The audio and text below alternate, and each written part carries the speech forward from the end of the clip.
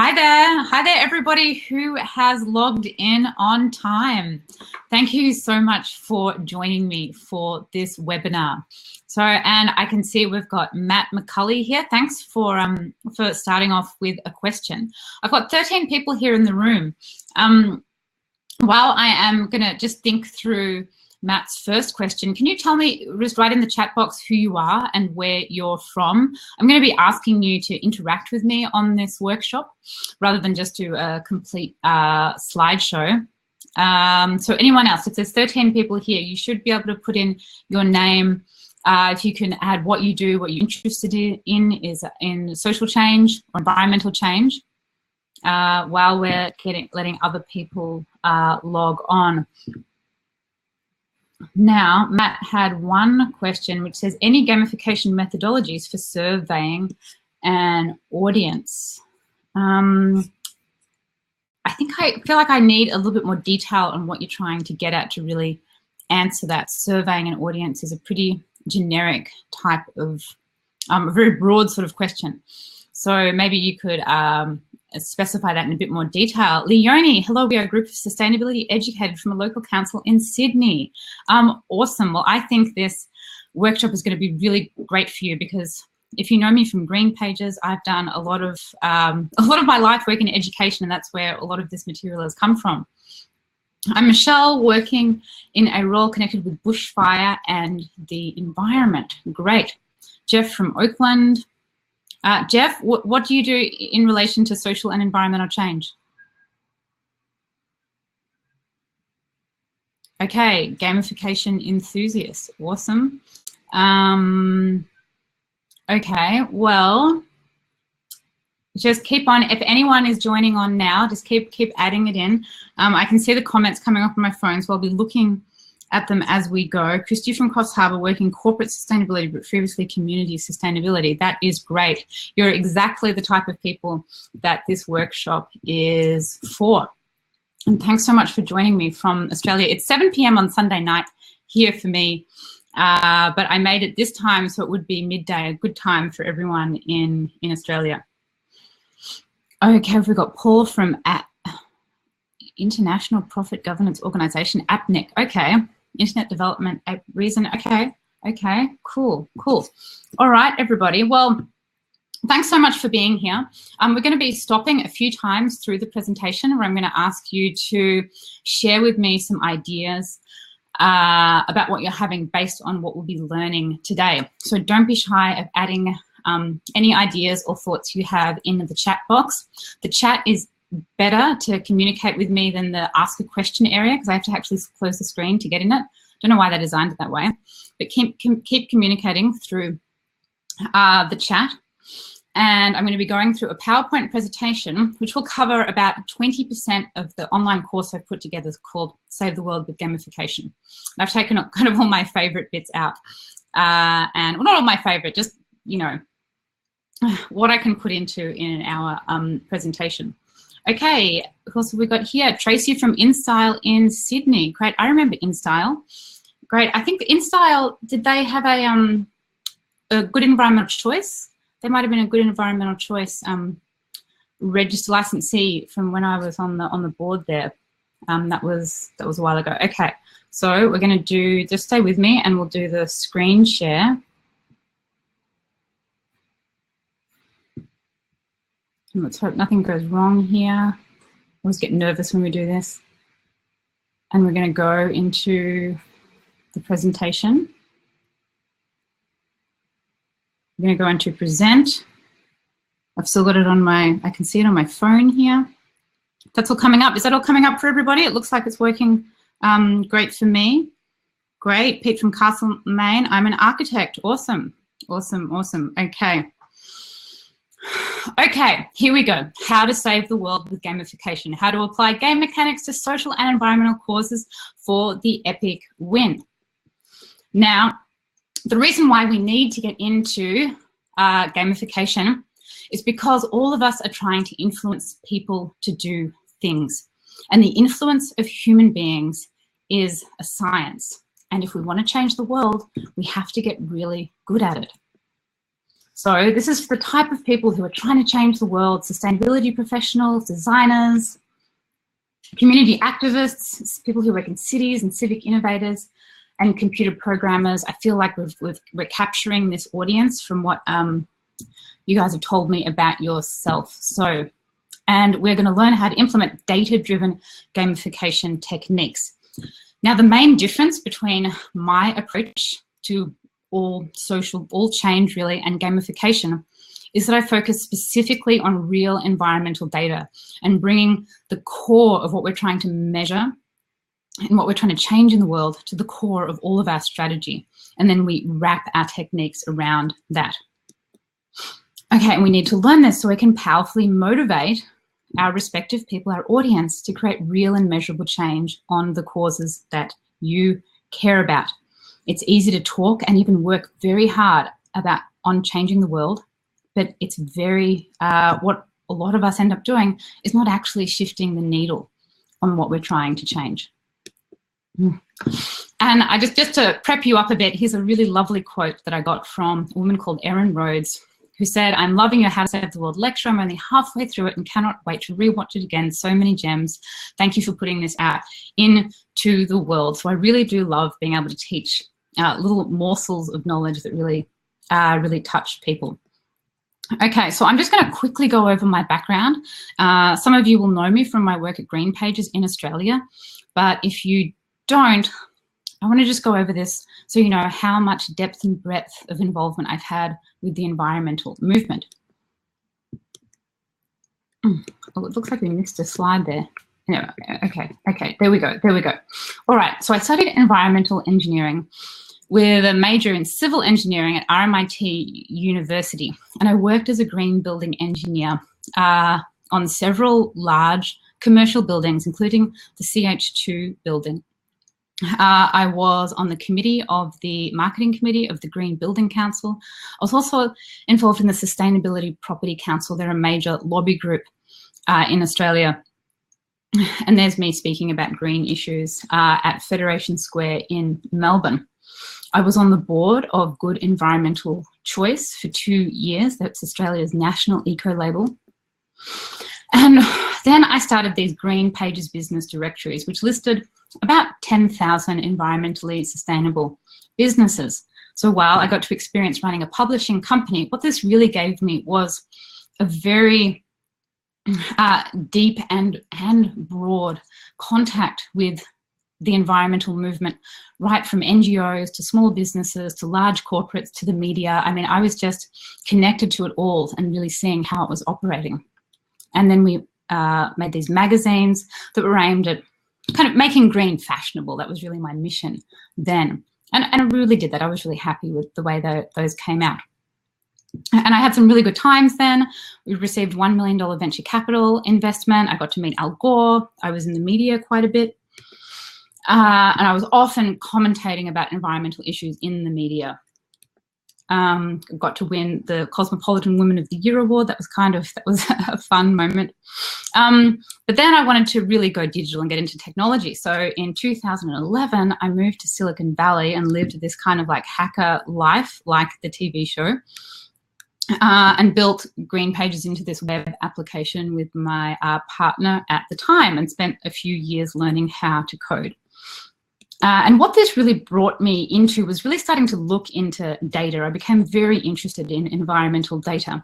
And I found that the deeper I was looking into the data, I kept getting more ideas, really good ideas, much better than I'd had during my time being a publisher at GreenPages, into the how that we could change the world.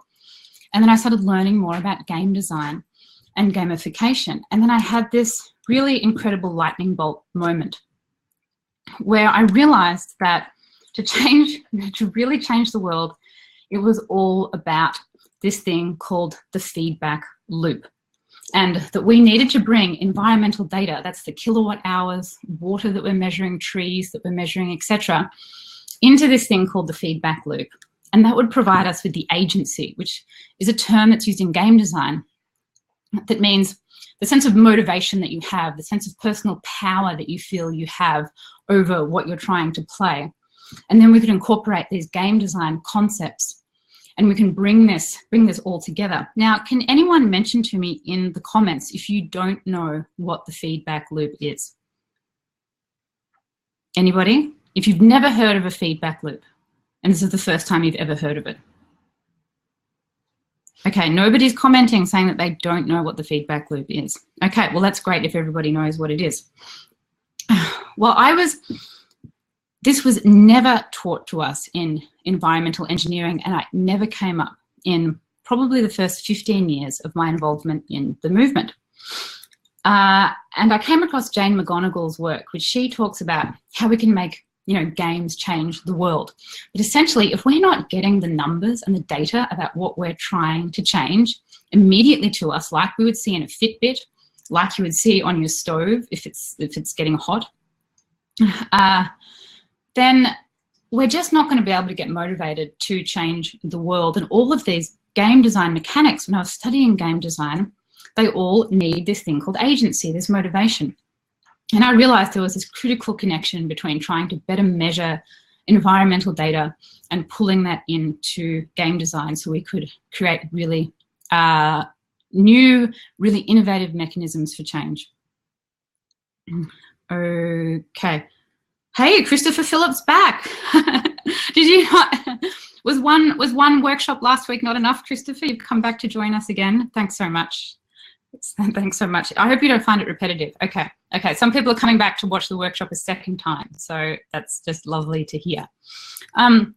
Okay, so back into the feedback loop.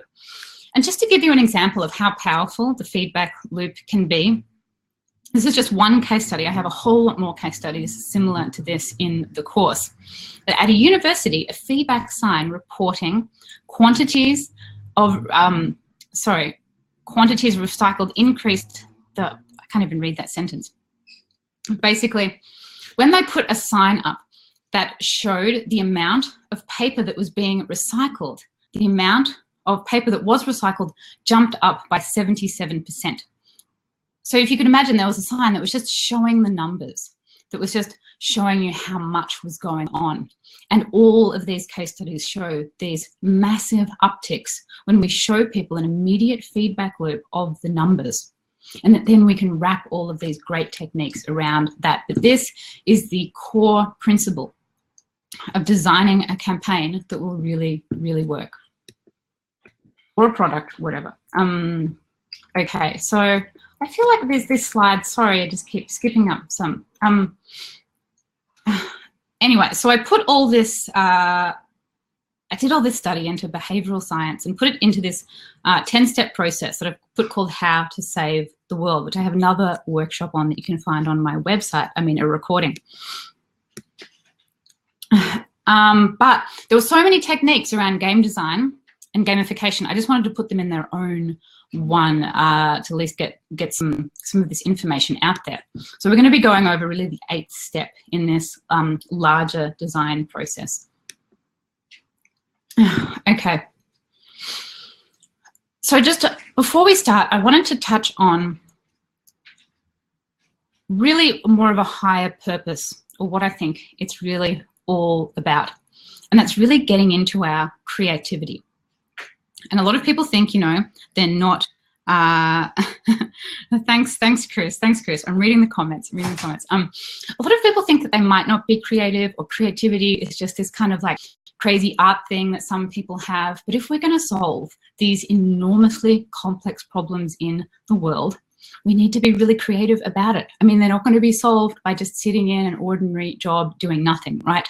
We have to come up with incredible ideas, break through technology boundaries, create cultural campaigns. We need just to upscale our creativity in an epic way to try and create change. And I want to dispel this myth that it's some kooky art thing, and that it really is based on knowledge, right? So there's a direct relationship between knowledge and creativity. The more knowledge and skill you have, the more creative you can be. And this is where I come in the stuff that I'm trying to teach, right? So think of knowledge begets creativity. If you can just stuff your mind full of as much knowledge as possible, you'll just have more creativity come out the side, right? And you can create this virtuous cycle of creativity. And it kind of goes like this. I think all of you have a genius zone. We all have a genius zone, that one thing that you love to do, that you are just so good at, that you know that you can do better than anyone else, just your own special niche, right? And this genius zone is all connected to our higher purpose. I don't think anyone has like a bad genius zone that's trying to make the world worse. When we dig into this, we find our higher calling, right?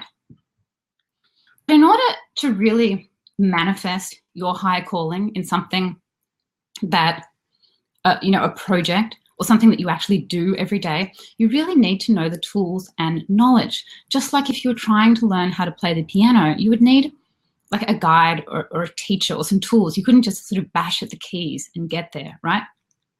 So this is what I'm trying to teach, more tools and knowledge so we can reach our higher purpose and reach into our genius zone, right? And then you'll have the killer ideas, the really great ideas. And I feel like I didn't start having really amazing ideas until I started thinking this way and learning this stuff, right? And then you'll be able to have measurable change. You'll be able to see the numbers go up or down on what you're trying to change. And then that feeds back into your own genius zone. Gets you more excited, more in touch with your higher purpose. And this virtuous cycle of creativity keeps going round and round. And so my aim, whilst I'm teaching some reasonably simple practical skills, is to get you thinking in this virtuous cycle of creativity. And where I feel like, on reflecting on where my genius zone is, I grew up in the 90s where it was so negative, like the idea of, you know, environment and corporations and the whales dying and the earth dying and all this. And I just saw in the movement so much pessimism and overwhelm and frustration. I still see it now. But I came from it from a different approach, whereas I see changing the world with just incredible optimism and creativity and inspiration. I think it's the most fantastic, fun, inspiring thing that I could ever do with my life. And I realized that with everything I do, that's my genius zone, that I bring this optimistic excitement to trying to change the world. So I hope that I can impart this with the presentation today. And so I just wanted to go over just a general kind of state that I see going on, is that you get people with this sort of inertia and frustration, or, you know, office problems, and this kind of overwhelm. Not everyone in the change movement is really rocking it. A lot of people are struggling, right? But there is another type, and I think when you go through the process of learning how to do it right, you can be the kind of after person where you are full of creativity and excitement, making great social connections and really experiencing this optimism. And this is what I want everybody in the movement to experience, right? And what I think, this is what I believe the gap is learning techniques, right? You don't want to be in the dark of this movement and just not knowing how to optimize human psychology. Okay, so just a little bit quick background on why we want to get into gamification. We want to get into it because it taps into the motivational core, right? That's why, not because it has a cool name or we get cool cherry badges or whatever. And because the techniques are proven to create powerful change. And once you start thinking this way, you'll see a whole lot of low-hanging fruit that can be implemented really easily in what you're trying to change in the world. And there's this problem. Not everybody knows about this problem. It's actually pretty rare, actually, that I meet people who know about this problem.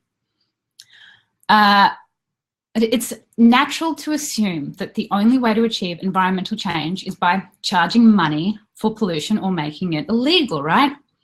Comes up all the time. If only we could charge money for it. Or we can assume that it takes education or emotionally compelling materials. That means if we could just get people to know about it, if we could get people to care about it, right? This is what we tend to think, right? But I tell you what, people study this, and the evidence suggests that education and emotional concern produce a poor, if not indeterminable, effect on environmental change. Right, that means you can be educating the hell out of your audience. You can be getting people to really care. You can be getting them to cry at documentaries. But that doesn't mean that anything is going to change. And this thing is called the value action gap. And what I have seen is that the whole change movement, well, not the whole, but a lot of the change movement has been really kind of trapped in this. the kind of the sustainability 1.0, but we're moving into a new age, this data-driven age, where we're taking a behavioral psychology and a data approach and kind of moving away from getting people educated and concerned, and then it actually not leading to any action. And the reason why gamification for environmental and social change is different from other gamification, there are a few courses around and people that teach gamification that I've looked at, but there is something that's very different about it, which is that we're trying to change behaviors. We're not necessarily trying to get people to learn a thing like is used in education, or trying to get people to be better at their job or buy another thing, which commercial gamification is used for. We're trying to get people to ride their bike more, to take a reusable coffee cup, right? To change a law. So we have to take a behavioral science approach to it. And like I said, we're just not in this game of just buying and selling, right? And I want you to start thinking of all problems like this, that you can break everything in the world down into the two lenses of measurement and behavior, right?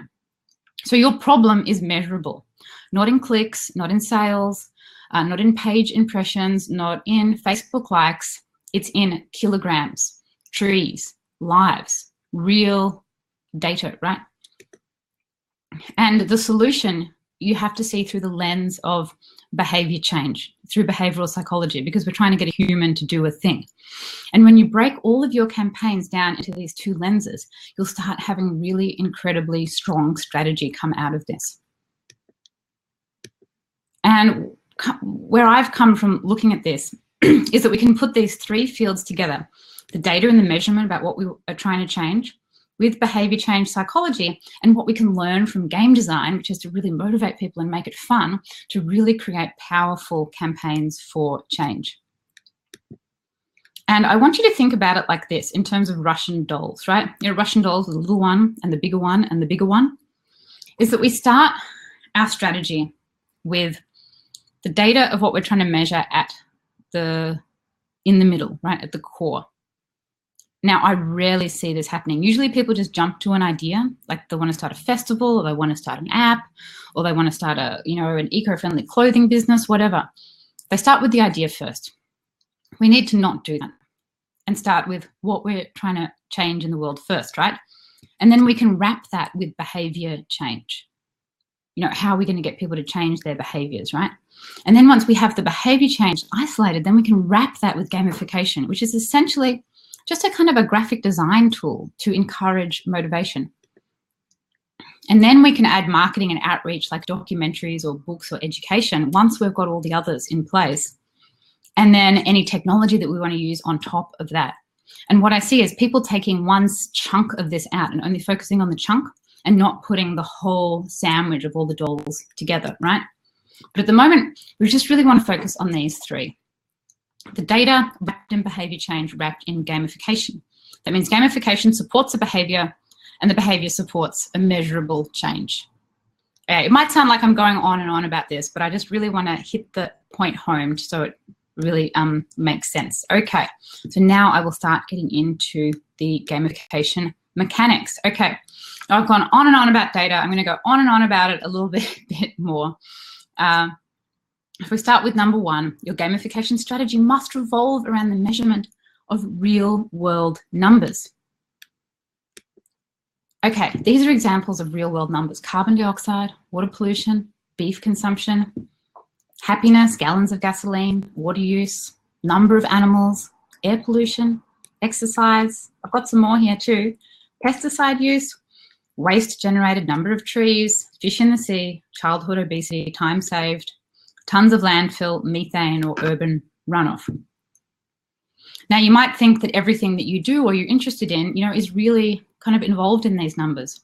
But ask yourself, are you measuring these numbers quickly?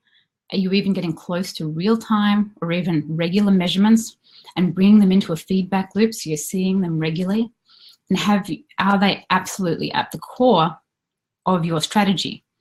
Did you look at the numbers in the spreadsheet and then develop your strategy and what you want to do out from those numbers? Now for the last project I've been working on, which is waste, I started the project by looking at a big EPA report on waste. I looked through all of the tables and tables of how waste was made and how it was broken up. And then I invented the strategy from that rather than coming up with, an idea first. Okay, so now I'm hoping that everybody will post in the comments. Can you post what you are trying to measure, or anything that you're interested in measuring, the data that you actually want to shift in the world? Trees, carbon dioxide, water. I'm going to call you guys out.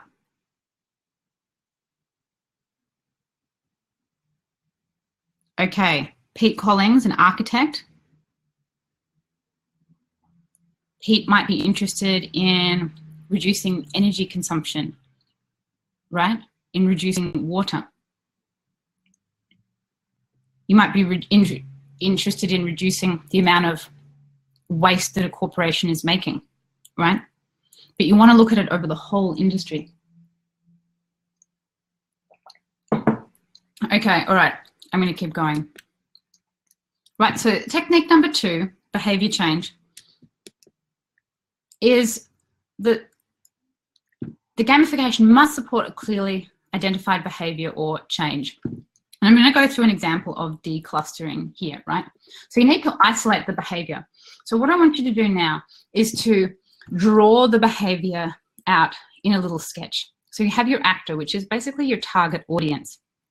And this is a kind of like a behavior mapping or user story mapping, what's used in software design. You take the person, you draw a stick figure, and then you need to draw what action you're wanting them to take.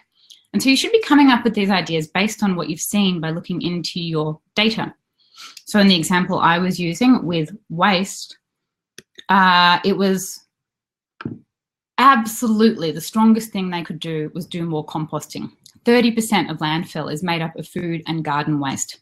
Anyway, it's not recycling, it's composting. So that's where the composting behavior comes out, right? So you go through the actor, what do you need them to do? Often you'll need them to do multiple things, or you'll have multiple types of actors. You can also think of them as like demographics.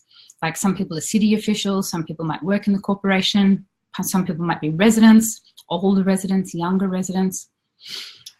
You know what I mean, what they need to do. And then each one of them will have a measurable result, each one of those behaviors, right? So moving to composting, one of the mistakes that we make is trying to ask people to do a whole lot of things at once. So they could be go zero waste, right? That's like asking people to do hundreds of things. Asking somebody to go vegan. You're asking someone to change hundreds of nuances of their life. Save energy, another one. How many different ways are there to save energy, right? So these campaigns are not very effective because we're not asking people to do a specific thing. So what we need to do is think about the most reductive, the most simple thing that we can ask them to do. Because we can't apply any gamification techniques unless we've worked this out first, right? So composting might sound like it's fairly reductive. It's, how much more, how could you branch composting, into anything else, right? So, but we can, right? You can compost in all different sorts of scenarios. So composting at home, composting at work, composting at the mall, you might compost on the street, you might compost at a cafe. Even if you are composting at home, you might compost with a garden, or you might compost in an apartment. So what this has given us is actually 6 sub-behaviors of the main behavior. And now each one of these 6 behaviors needs its own strategy, its own change strategy, its own gamification strategy. And it might sound like I'm going on for this, like for quite a long time, but this is the art to getting this stuff right. If you get your data right in a feedback loop, and then you do a very detailed behavior mapping and declustering of the behaviors, you will then basically have your campaign, the skeleton of your campaign really come up and show for you what you need to do, right? And this is a really fun and exciting process to go through. So back to the compost example, you basically got a person at work. This is a sort of diagram I'd do. Put the food scrap in the green bin. Sorry, this is assuming that we've just taken one of the behaviours. And then it reduces landfill waste by 1.2 pounds a day, right? That is just 1/6 of the various behaviours that we can do, right? So I want you to draw this out for every single variation of the behaviour. I did this for a project last week, and it took me 4 hours to go over it. And then I did it in the software, so it probably took me about 6 hours, right? So it's not going to be that short a time, but it's not going to be that long either. And then you'll really see what you're trying to do through this process. Okay, so if you wanted to post any desired behavior change in the comments, if you wanted to just have a think about it and start sketching out little people and what you want those people to do in terms of their behavior mapping, kind of like a flow chart or a mind map, start doing that now. And if you wanted to share with me in the comments the behaviors that you're trying to get to change, I'd love to hear them. Okay, technique number 3 is disclosure. Now this area is truly fascinating. It's completely rocked my world. And it's also at the core of what I think is this next phase of the way we go about change. And it's this really phenomenal thing that happens. And it is that disclosing data, otherwise known as targeted transparency or smart disclosure, can create dramatic change. Disclosure is simply the process of making data about a cause publicly visible. So let me explain a bit more. This started to come into the limelight reasonably recently because there was this thing that the EPA did called the Toxic Release Inventory. That's the EPA in the United States. And the EPA asked in the late 90s, corporations and businesses all over America to just let them know how much toxic chemicals they were using. They weren't planning on making it public. It was nothing fancy. I think they just had to like fax in a form or something like that. Anyway, something phenomenal happened that within 4 years, the amount of toxic chemicals that were used in America dropped by 45%. 45%, if you've ever worked on any environmental change project, is huge. It's massive. I mean, we can't even get carbon dioxide emissions to go down at all, let alone go down 45%. So all these academics started studying this, and they found that, well, this quote sums it up. The surprising fact is that without mandating any behavioral change, this law, the Toxic Release Inventory, has had massive beneficial effects, spurring large reductions in toxic releases throughout the United States. This anticipated consequences suggested that all by themselves, disclosure requirements might be able to produce significant emissions reductions. Okay, that's a bit of a wordy quote, but what it means is that making the data about what you're trying to change out in the public to make everyone be able to see it, the people who are making the data trying to see it, the people who are involved in it, making it out in the open, just all by itself creates a big chunk of change. And you may not need to get a law through Congress or Parliament to kind of force change through legislation. Just making the numbers out there can do it for you. And then when we bring these numbers into a feedback loop, connect them to the behavior mapping, that's when we'll really see the magic start to happen. Here's just another simple example of energy monitoring devices in the home. Just by adding the data out there, adding the feedback loop, you just get a simple 7% reduction. It's not that hard to do. Another case study that's used is restaurant hygiene grade cards. The health inspection agency gave these cards an A, B, or a C to the restaurant, and the hospitalizations of foodborne illnesses decreased by 20%, right? It wasn't through consumer marketing that people were like, ooh, I don't want to go to a C restaurant. We better go to an A restaurant. It was just that when the people who worked at the restaurant received their score, received the disclosure of their score, they were then more careful to improve what they were doing. And I think this disclosure area has so much potential and is the most exciting new wave of both data science technology and the strategy we go about changing the world. And here's just a really simple example about that I wanted to put up in terms of low tech. There's a lot of high tech stuff that we can do, but I just put for my waste project the amount of waste that Californians use per day, just 4.7 pounds of trash a day they make.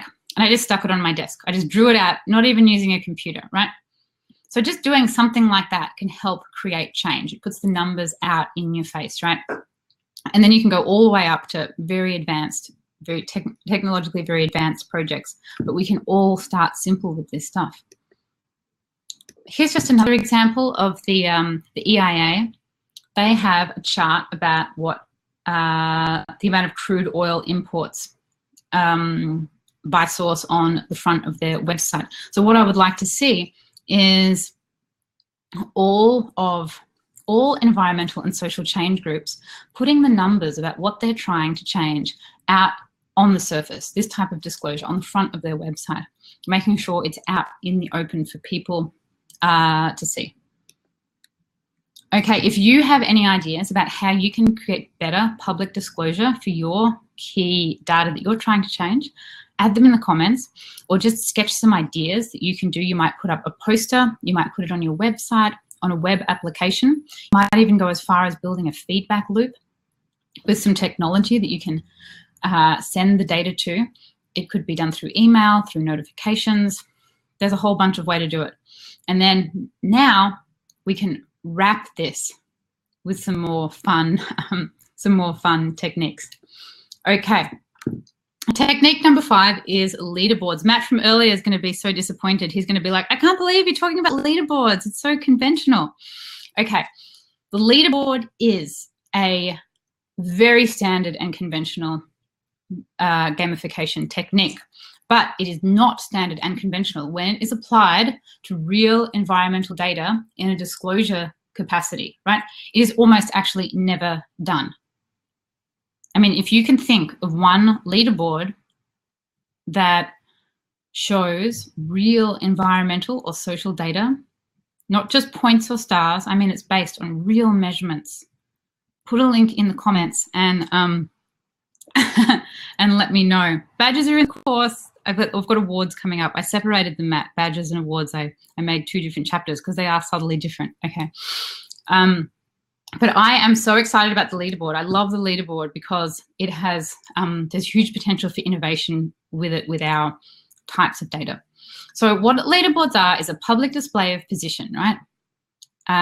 If you don't know what they are, they're kind of like a sports team, you know, ranks all the players by score. That's it. So the players are ranked from highest to lowest based on their score, and the leaderboard exists entirely to leverage the power of social competition. So this is where we're getting into the core strategy, which is social competition for well, one big chunk anyway of gamification techniques. So here's a basic design example. You've got like the first, second, and third player. You've got, and the players listed there in order. Here's one for an iPhone design. And this is one that I did on a project that I'm working on for the University of Santa Cruz. And we are ranking the college dorms based on how much waste they create, right? So the simple leaderboard, very simple gamification mechanic to do this with real data is a significant technology project. We had to build an API that hooked into these scales that are welded onto the trucks that are all based on a local database. So we had to build a cloud-based API that called a locals Windows database and then build a web-based application and then design it up. And now we're installing these in touchscreen kiosks to show the rank, the social comparison of each dorm against the other dorms, right? Simple concept. It's actually pretty hard to do in a real feedback loop. Required a reasonable amount of technology to do it. And I'm just totally privileged and excited to work on it. And it will be going out in the next month. It'll be going in for its first pilot into the dorms. And here's a case study that showed about learning with a leaderboard, just to give some more academic evidence, that learning with a leaderboard caused a 30 times interaction with the content. Now that's a big jump, right, from adding a leaderboard. So if you think how you can add this to your projects, you know, there's so much potential for social comparison. Like you can be comparing, and think of it differently. Think of things like you can compare streets against streets, houses against houses, cities against cities, neighborhoods against neighborhoods, colleges, schools, businesses, corporations, countries. Maybe countries might not get you, you know, might be too broad.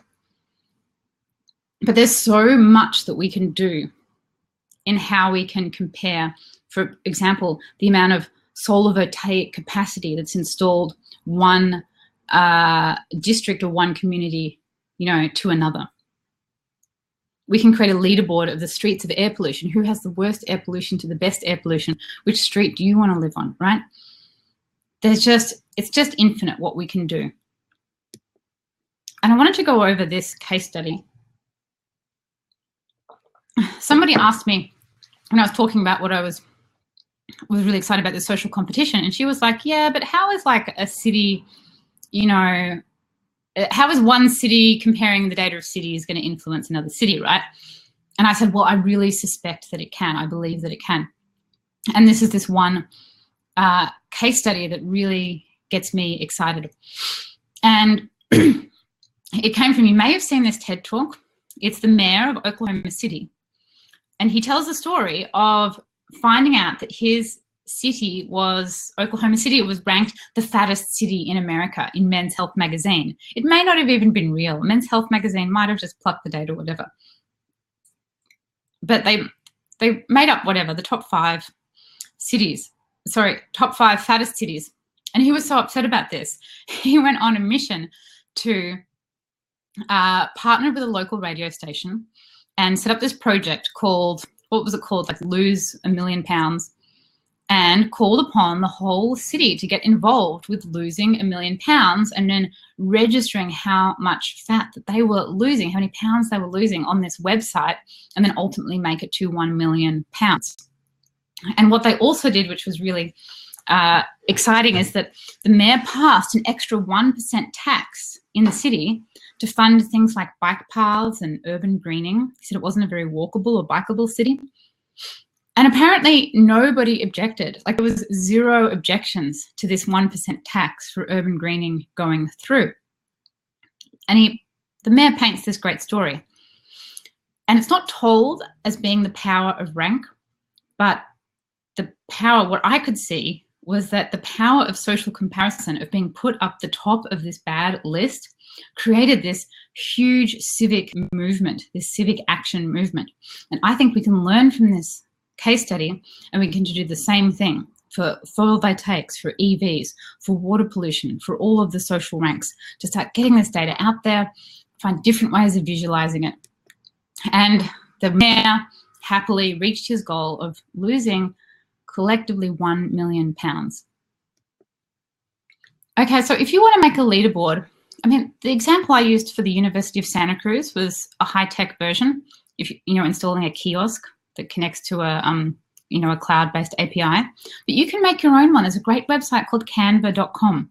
You can look up the data online or get it from wherever you have it stored in your organization, and just make one and then put it on the wall. You can snail mail it out, you can email it out, put it on social media, wherever, and start getting these numbers out and start getting this social rank out to start, getting people motivated, leveraging this part of the human psyche.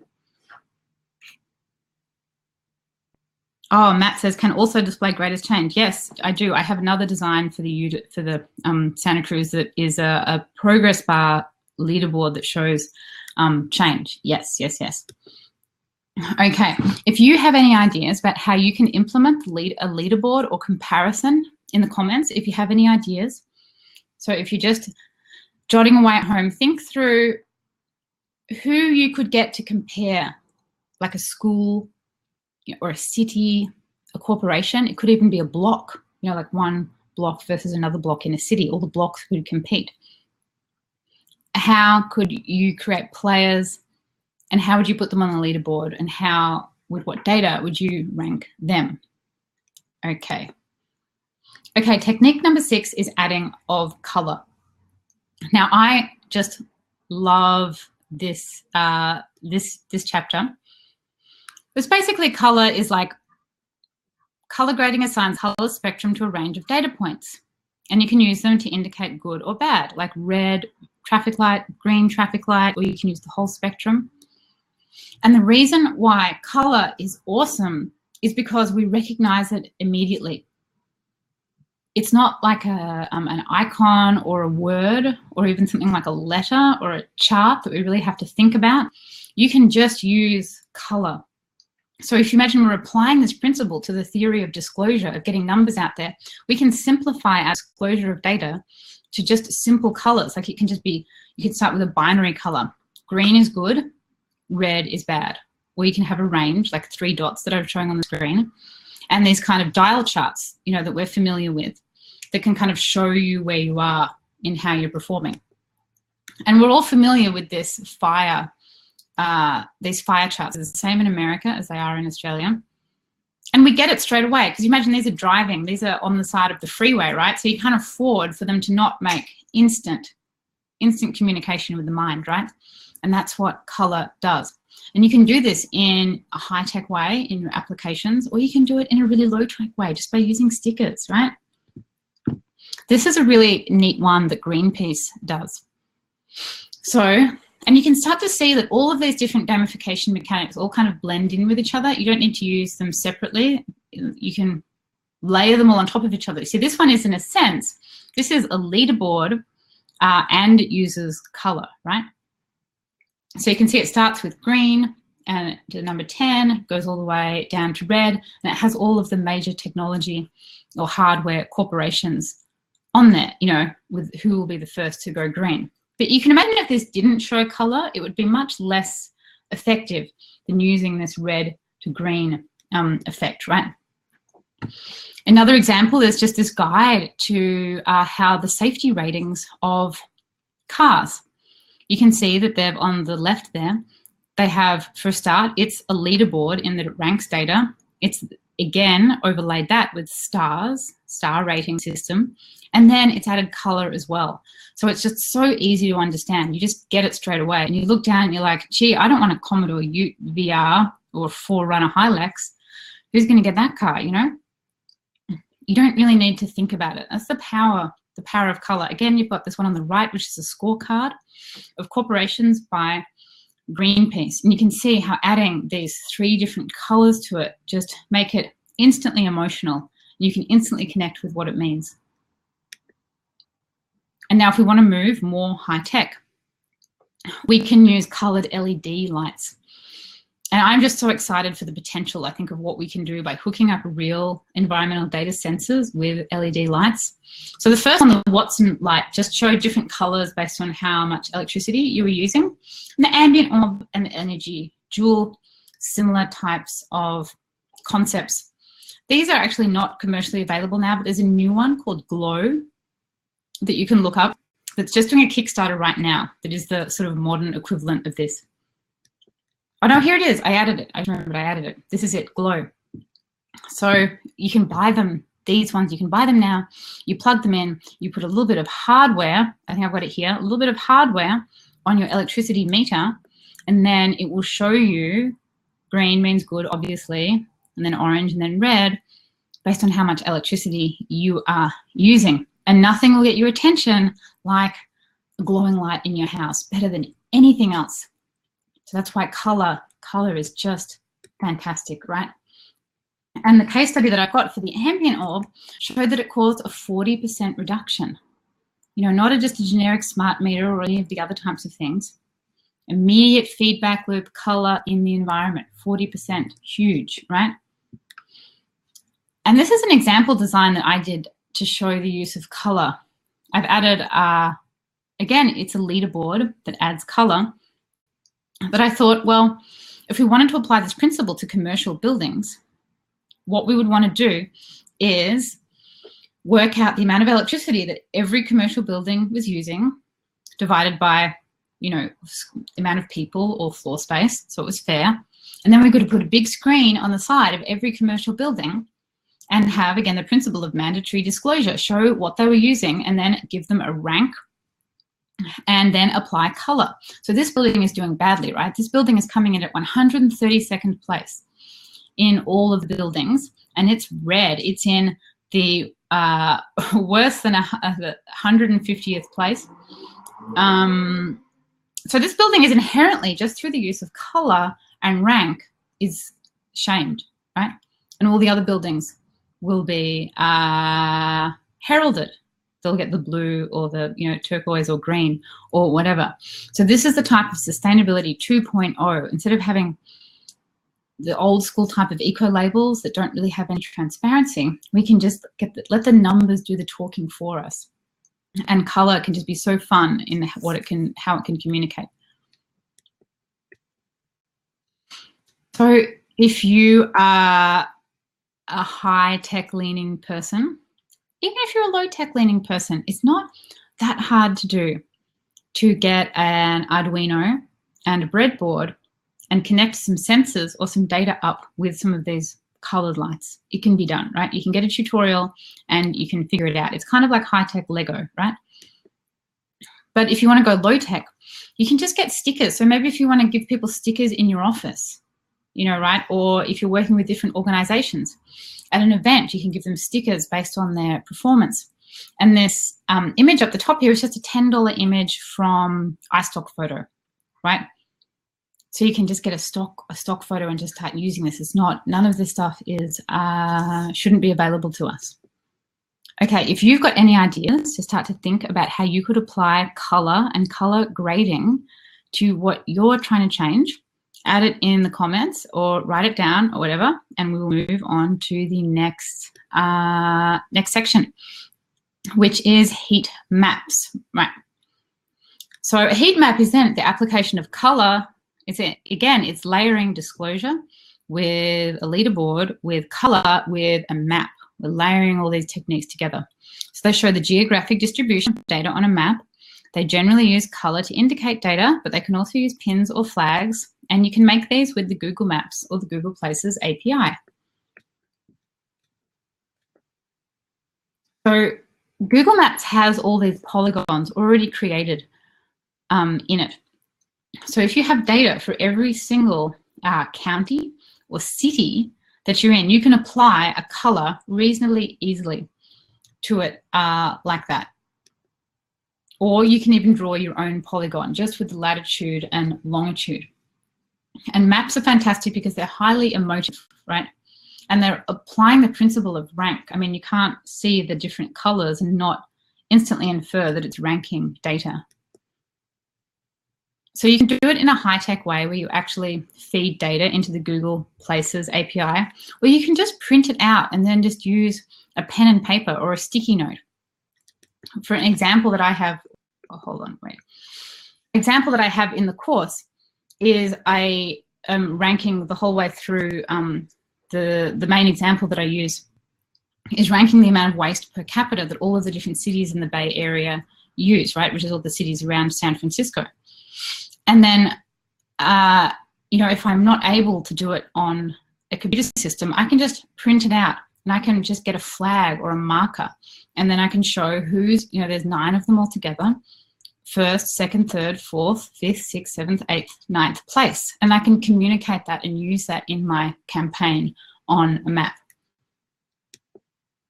Okay, if you have, so think through some ideas about how you can use maps and just physical latitude and longitude to convey the data that you want to change, and how you can use color on a map to do that. Okay, now we are going to get into progress bars. This is the, have I got many more to go? I've got a couple more to go, right? So a progress bar, you might think, oh my God, that's so lame. We see progress bars everywhere. What's the big deal, right? But a progress bar is a huge deal because, again, when it comes to environmental data, we don't have any progress bars. There's no progress bar for climate change. There are no progress bars anywhere for how we're trying to help the environment or social change, right? If you know about one, let me know in the comments. I haven't seen any. I'm trying to make one for trash, right? So a progress bar, not everybody actually knows what they are, but they visually show the player's current status on their progress from where they started to their destination. And a progress bar can provide powerful psychological pull to get your players to complete their tasks, right? So this is a progress bar. So it has a start and an end. Usually you see these, you know, for like downloading files, right? Or sort of getting through a website. But I want you to think a little bit outside of that and to think about if we were trying to, for example, get a forest to regrow, what would be our starting point in terms of hectares or the size of the tree? Or if we were trying to get our water reduction or fill up a reservoir or get a species to come back or to get a children to eat more vegetables or to get rid of animal cruelty in agriculture, right? How would we create that sort of progress bar? What would be the starting number? What would be the ending number? And where would we currently be, right? Because we want to motivate people to get all the way to the end. And that the green shows the completed area and the uncompleted area, obviously. Now, if you're trying to get people through a series of tasks, like 10 steps to reduce energy or 10 steps to go, you know, zero waste or whatever, you can show them through these chunking of, the progress bar can be chunked up, right? And you can be really creative with progress bars.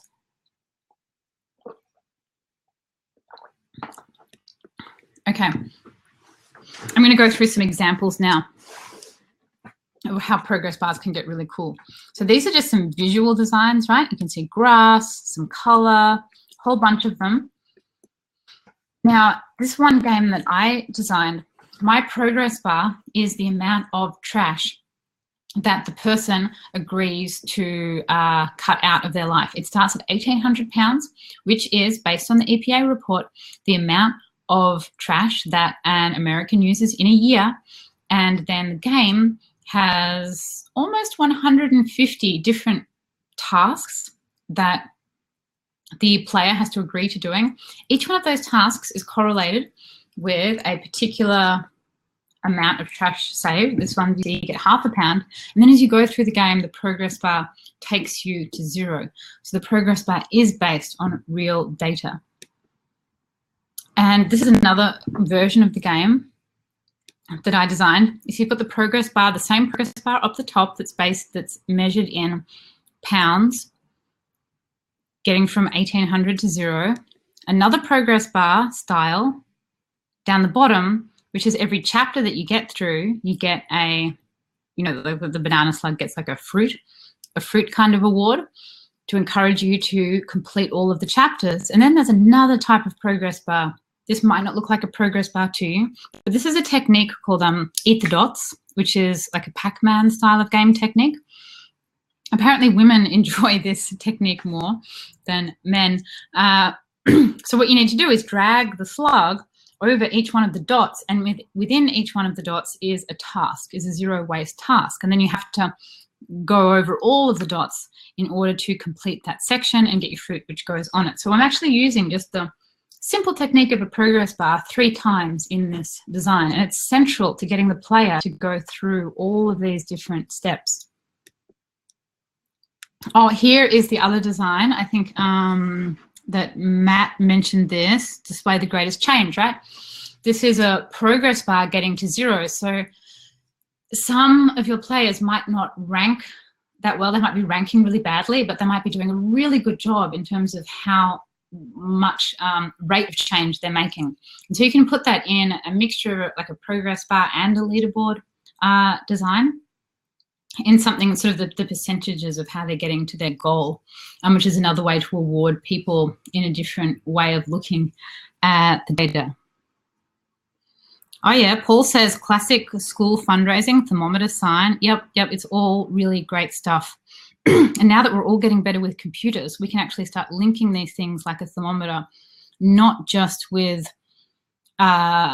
fundraising, but actually like the real numbers, like how much kilowatt hours is your town using, is your street using, right? So we can actually start really affecting change. And here's just a really simple way to start in case it wasn't clear. You just have your beginning number and you have your finishing number. For zero waste, our finishing is 0. That's where we want everyone to get to, right? So all of the counties that I'm going through will all be at some sort of progress on their way to 0. So I can make a progress bar for Santa Clara County. They start at 1,220 pounds. Whoops. Then they want to get to 0, and I can just draw it on a piece of paper. It's that simple, right? And I suspect that they probably have never seen their waste visualized in this particular way. You just draw it out. You can just draw it. You can code it up, and you make it with HTML and CSS, or you can just draw it on a bit of paper. It's that cool. Okay, if you have any ideas for how you can use progress bars, Paul's example of the thermometer is great. I should probably add that to the course as well. If you have any ideas, any other creative ideas for how you can use progress bars, draw them out, mention them in the comments, and we'll be moving on to the next section. Okay, awards, right? Okay, so the way to understand the psychological lever of awards is that they give people status and reputation, and they motivate people to continue their efforts because of recognition from authorities and peers. And so they can be physical, right? Or they can be digital. So if you want to use an award, they can be really powerful. You can go on to iStock Photo and you can just get these examples here for like $10 each, right? Very easy to do. You can also use custom pins, which I personally think are super cute. And I haven't seen them used that much, right? They don't need to be just this horrible corporate pin. I chose these examples because I thought they were really cool. And you can give them out. The idea of an award, it's a little bit different to a badge, is that it's really hard to achieve. That you don't give them out willy-nilly. They're not a marketing tool. And it's not everybody gets one when they achieve a certain place. These are people that have achieved mastery, that have really, stepped up. And it's meaningful to them to get this. And they aren't that expensive to do. You can use these type of badges. Normally, you'll see this type of stuff done as marketing. They'll get 1,000 of them made and they'll just give them out, right? You can do something different where you give them out based on high performance or mastery. So people start feeling really proud of themselves. And I've got a great example to show that this works. A friend of mine studied this at Harvard University, and she did a test where she found that Wikipedia editors were, after about a month, they were dropping off. They would get really into being a Wikipedia editor, and then they would lose motivation. And so what she did was add this little flower, little graphical award of flower after they'd done a certain amount of Wikipedia editing that said, thank you for your involvement or whatever. And just that tiny little intervention got a 20% increase in the involvement of these people, right? But it was really summed up, I felt, by, she has a whole lot of these quotes in the report. And people were saying things like, thank you very much for the recognition. I will continue contributing. I feel very honored to receive this award. It makes me realize that contributions, even if they may be small, are recognized here. I said you can give something like this digitally, or you can give it physically in real life. So if somebody is engaging, like they're planting trees, they're weeding, they're involved in doing, something that you want them to do to make the world a better place, how can you reward them? Make them feel special and recognized, with this type of award. Another example here is his website called Psychological Science gave authors a badge when they made their publications available as open data, right? Now this has just got great results, right? They got a 13 times, right? 13 times the amount of authors specified their publications as open, right? That means like anybody can get them. So it's just, I mean, it's a very simple thing to add at just the right point in time to get these big results. But just in this example tutorial, like you can get these, there are so many of these type of awards from iStock Photo. Again, you don't want to give them out willy-nilly. If you do it right and you use them sparingly, you know, you should be able to get some of these kind of results, right? So back to my waste example, we can give an award once a year to the county with the lowest waste, and we can give an award to the county who's made the most progress. You'd be surprised how competitive cities are with each other, right? They're really just as competitive as corporations. You know, if we're looking at office employees to improve their composting, we can give it an award to the staff member with the most stickers and the winner of the daily compost challenge. You know, whatever you can do to encourage them. Again, you can apply it high tech in your iPhone app, or you can just print it out and stick it on a poster, right? When I used to work as a Wilderness Society koala in Brisbane, when I was, 16, 17, we had a wall poster. And whoever made the most money, like every $10 something that we got, we, you know, got a star, right? And I got like star koala one week. I got like 4 stars, right? And I was just so proud of myself that I got 4 stars. I mean, this woman who gave out the stars to all the koalas, I mean, that was like her job to send us all out in these suits. But I just remember it being really motivating just through, and it was just like a child thing, like a little star, right? They're very simple techniques, but they're really powerful. So if you have any ideas for how you can use any type of awards or badges in the physical world or in the digital world, think through them and post anything in the comments. Okay, so this is the last one we'll be going over. There are 15 techniques all up in the course. We've been over 5 today, or maybe 6, I think I added here. I think emotional avatars are super cute, right? So this friend of mine, when I showed him this for the first time, he was like, you can't put emotional avatars in here without research. I mean, as if a cute animal is going to get someone to do anything, you know, that's dumb. All right. And anyway, I didn't buy it, so I went and found some research. But the way to think about these emotive avatars is that all of our actions are driven by emotion. The human mind, everything we do, an emotion is telling us to do it, right? And these basically cute animals we can show emotions on them, and they trigger our emotional response, right? And they drive us to act.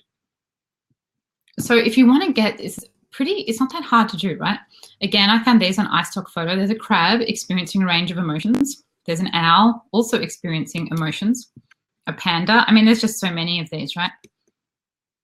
A seal, a smiling seal, robots, right?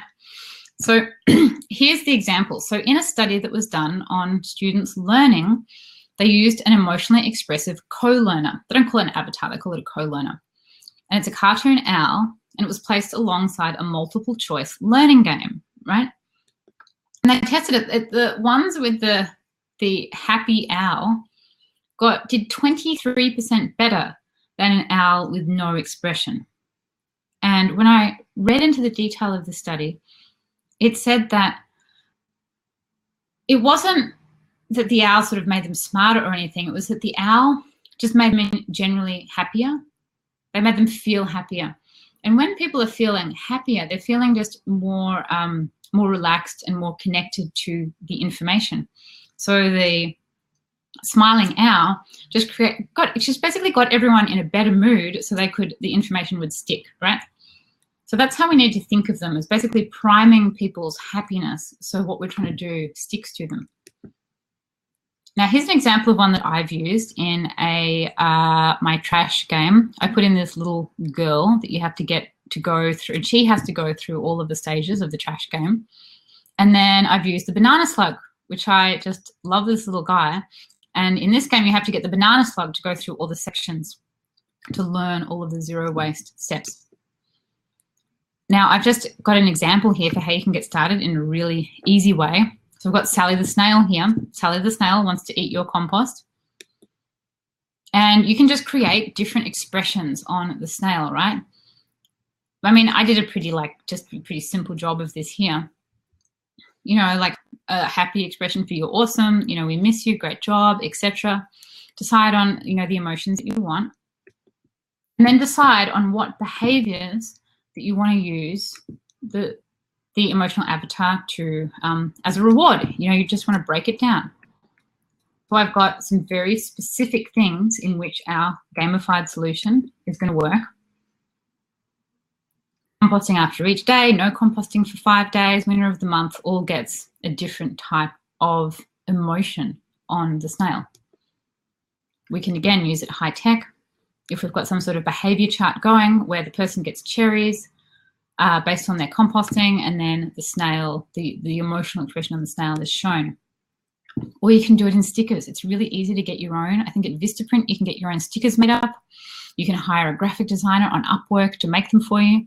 And then say if you're in a school environment, in a corporate environment, you can give people out stickers based on how they're going.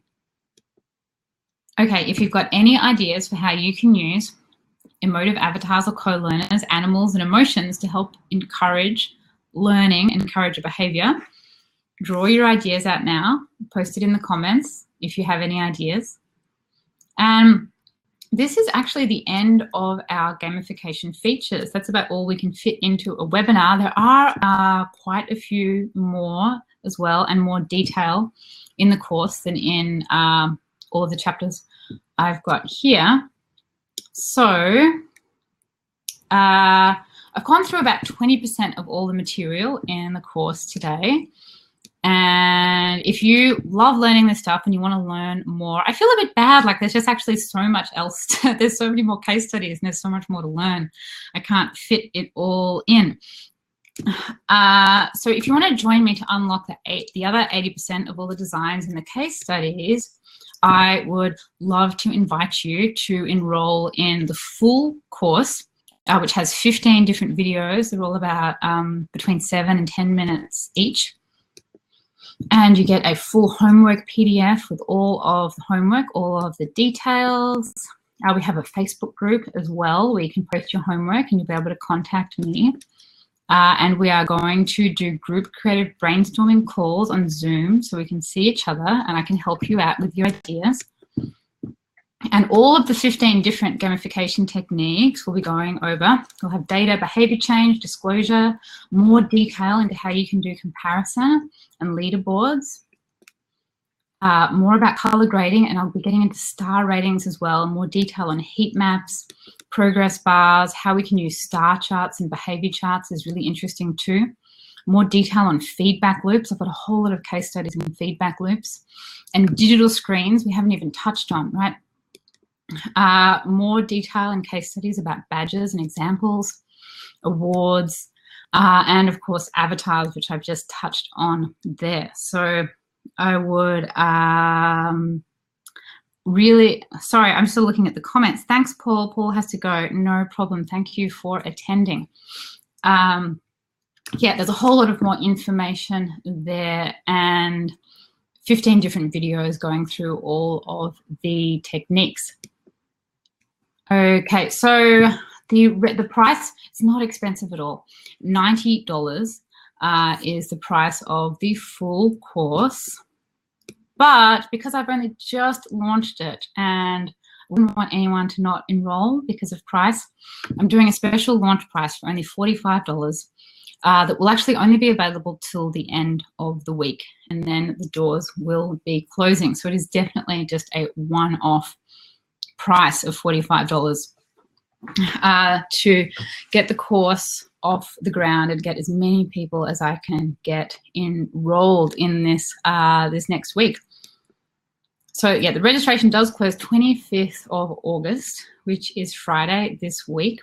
The people who have been enrolled in it have just been giving it fantastic reviews, and I'm really excited to be affecting people's lives in this way. So if you want to jump onto the course, there's the URL on the screen. I will put it in the comments as well.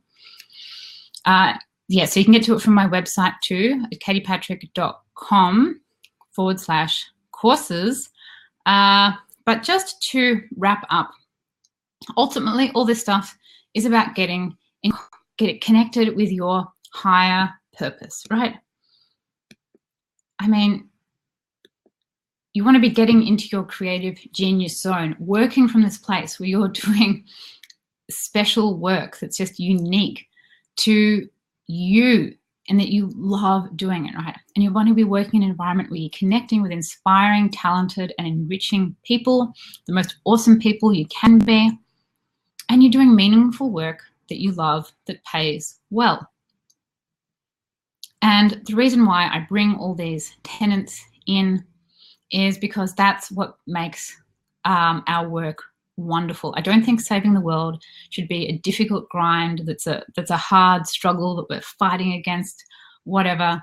I think when we reach into our highest purpose, our greatest form of creativity, our genius zone, and we innovate and we create from that space, that's when we're expressing our higher purpose in the way that will really change the world, where we come up with the ideas, the ideas and the innovations and the discoveries, and we have the energy to keep going, right?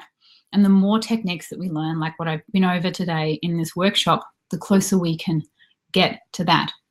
And since I've started implementing this style of this design process to my work, it's completely changed. It's completely changed my life. I mean, the projects I get to work on now are fascinating. I have more people offering to hire me than I can actually work on. And I just absolutely love teaching it. I love sharing it. And I love helping people come up, crystallize their ideas and getting them more substantial. Okay, wow, thank you for the lovely comment, Anne-Marie. That's so that's lovely to hear. So if anyone has any questions, I hope you like the polar bear that I showed with the babies. We can go over them now. Otherwise, it is Sunday night here for me, and I will get back and go and cuddle with my little gorgeous little 2.5-year-old daughter. And thanks so much for anyone who's joined me in Australia. I know that I've been kind of quiet in Australia for the last few years because I've been over here in Silicon Valley and San Francisco, but it's really great to be out with this great product to share a new course and a whole bunch of other technology projects that I've been working on over here. Okay, so please do jump on to get the full course. I'd love to see you there. There's a whole bunch of really interesting, fantastic people that have already joined up. Sustainability professionals, engineers, teachers, computer programmers. It's been really fun to see everyone who has joined on. Okay, I'm just gonna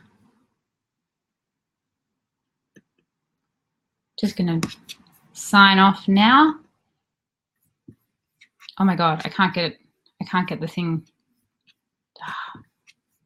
All right. I think the webinar is, oh, there we go. It just took a few minutes. Wait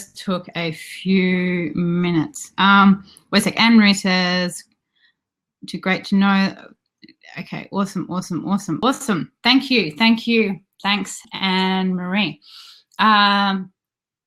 And Christopher says, hey folks, I started Katie's course a couple of weeks ago and it's both very well organized and very content rich. Highly recommended. Thanks so much, Chris. I really appreciate you having there. Don't forget, I'm always here to ask questions or to go over any ideas that you have at all. And thanks everybody for being here. I feel like I have so much more to share than what's just in this hour and 20 minutes. But that's all we can do in an hour. And do join the Facebook group if you haven't already. I just put the link up here. I'm just going to put it down here in the comments. Join the Facebook group because that's a really easy way to communicate with me. If you have any ideas or you have any questions, I just really genuinely love to help. I really do. And I just love seeing people's, ideas for their campaigns, for what they're trying to do to change the world. Just really flower. I've spent so much time studying all this stuff. Often I can just provide just a tiny little bit of advice that can do a lot. Yes, I have. Yep, thanks, Chris. I have just posted the link if you want to join up, get the half price offer for $45 while it's still on there.